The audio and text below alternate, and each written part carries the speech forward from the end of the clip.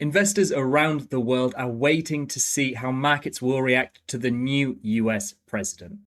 Here's what the data is suggesting comes next for BTC.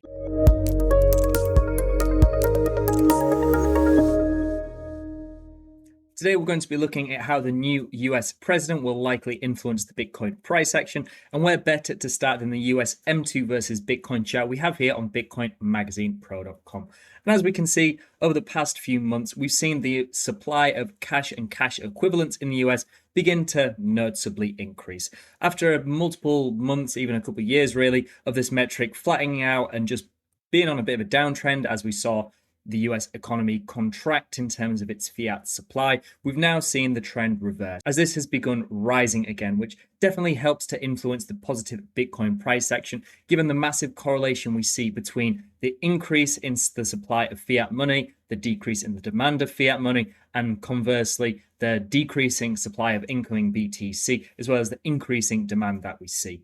So what we can see is, of course, Bitcoin is a global asset. We typically look at something like the global M2 money supply versus BTC, but undeniably the US has a massive influence on the globe, really. We can see here the global M2 money supply sits at around $96 trillion as I film this, but the US M2 money supply alone is over $21 trillion. So this is over 20% of the global fiat in circulation being influenced just by the US alone. So the winner, the next president, could massively influence this by changing economic policies and the macroeconomic conditions to be more bullish and favorable for Bitcoin price and pretty much all market price appreciation. We can see a similar correlation between Bitcoin and, for example, the Manufacturing PMI, which is basically a gauge on the confidence in the US economy. We can see when this rises that we have a lot of confidence in US manufacturing, and that typically leads to more favorable economic conditions and subsequently higher Bitcoin prices.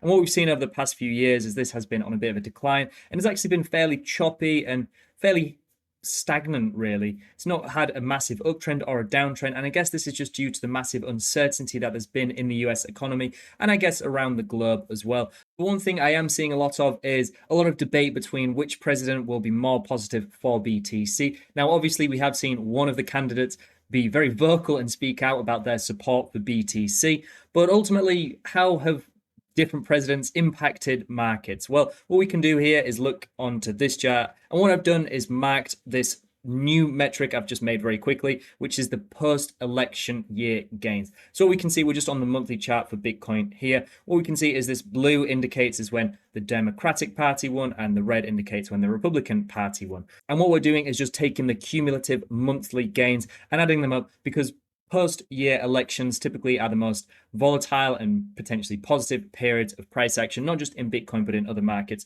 So we can see, excluding the first couple months here, if I just move myself, because this first election didn't really influence Bitcoin too much, considering it was a brand new asset. But we can see the previous three elections have all had positive impact on the price of Bitcoin. What we can also do is, because this is a pretty limited data set, is see how these elections have impacted a market like the S&P or a US equity index to see which party may have a more positive or more negative influence on the price action of markets. So if I just turn this on here, we can see these blue lines indicates when an election has occurred, and then these again are indicating the post-election year returns. Now what we can see is most of these election years have very positive returns. In fact, 69% of the years following an election have had positive returns in the S&P 500. What we can see is the Democratic Party, these blue areas here, I had to go through and check the winner of every single election, have actually had slightly more positive returns, 16.41% yearly returns on average following a Democratic win in the US, whereas the Republican Party, these red areas, while still positive, are only about 4.43% year returns following an election. So both of them are positive, but there is a slight bias towards a Democratic win, leading to more positive returns in the equity markets. But as well as that, if we check another hard asset and another asset that Bitcoin is often compared to, such as gold, and if I just exclude the data prior to kind of the the early 1980s, because this is just after the US left the gold standard and the ETFs were launched. So the data is a little bit wacky there. So if I just focus on the most recent action here, so we have 5 of each of the party wins, we can see that it's actually slightly opposite.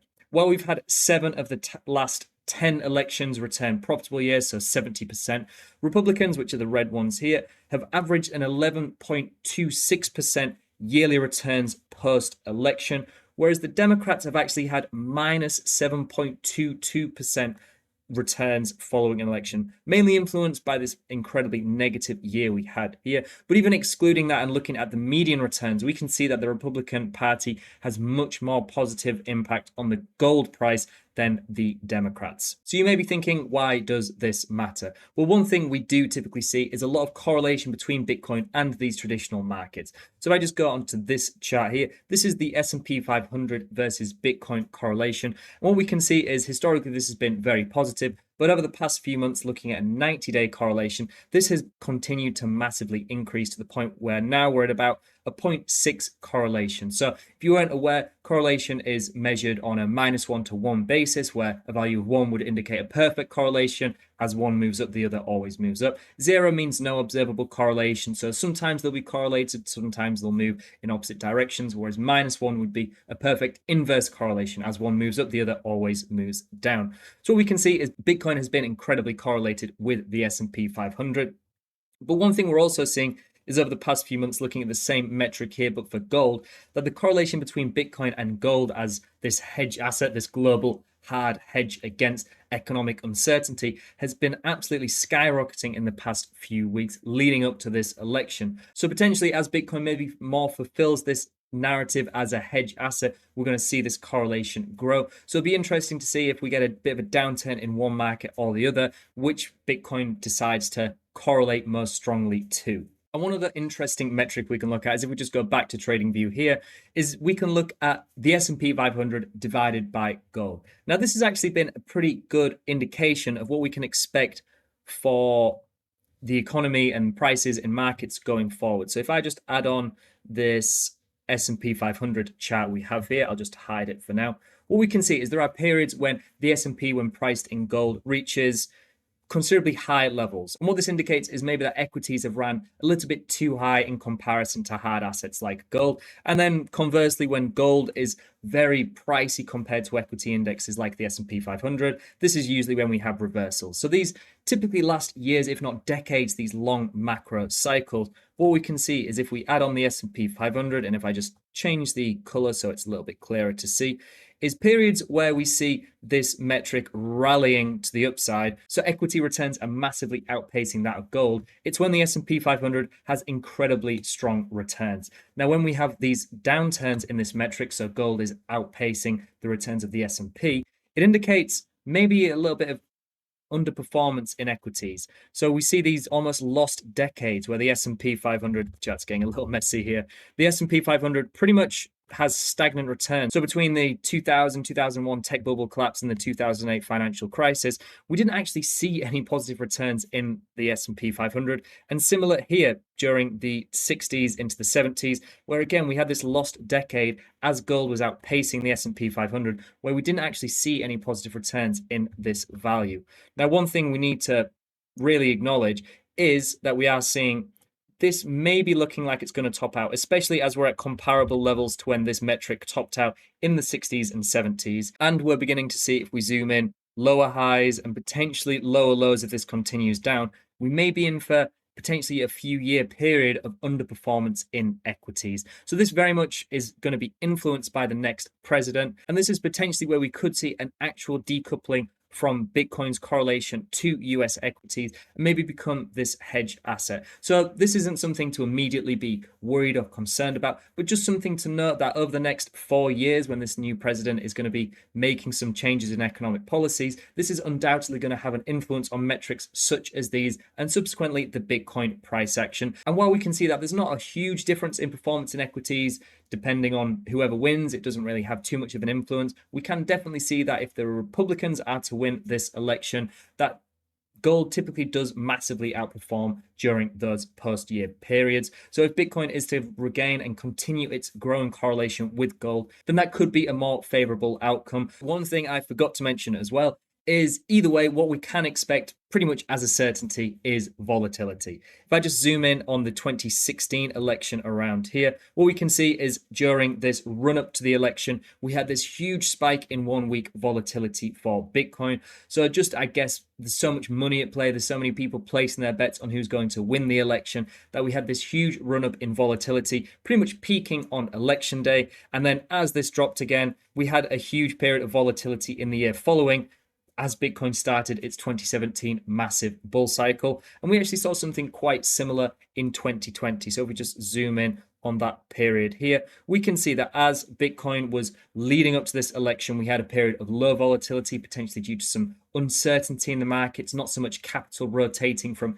safe haven assets into more speculative markets. But in the run up, again, people were placing their bets, trying to place their money in the best place for whoever won. And then following that, again, we had this huge exponential increase in the months following as Bitcoin entered its 2021 bull cycle. So like I said, the only certainty is going to be uncertainty in the terms of volatility. Also, if you haven't already, please don't forget to like this video, subscribe to the channel, and turn on notifications to ensure you're receiving all of our content as soon as it's released. And make sure to check out all the resources we've discussed today, as well as the many more that are all available on BitcoinMagazinePro.com, your number one source for Bitcoin analysis. So just to summarize, soon the US will have a new president, and the result of this election could have a substantial impact on both traditional and Bitcoin markets. Even if it is a little overblown, like we could see, there's usually in equity markets especially not a huge difference regardless of whoever wins this election.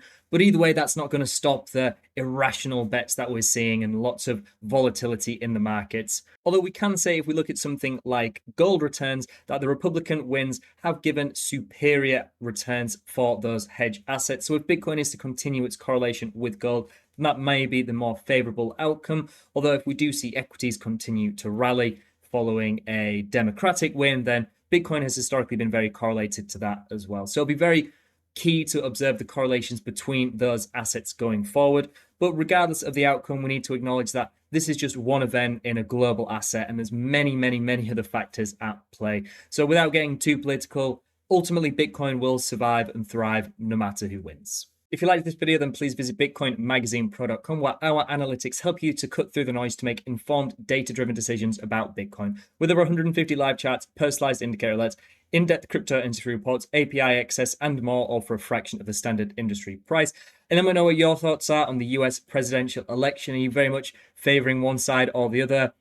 As I'm based in the UK, it doesn't really influence me too much. Of course, it's going to have some snowballing effects on the markets and everything else we invest in. So let me know what your thoughts are on how Bitcoin's price may react to this and how you see 2025 playing out depending on who wins. Let me know in the comments below and on social media. I look forward to reading and replying to them. Thank you all very much for watching, and I'll see you in the next one.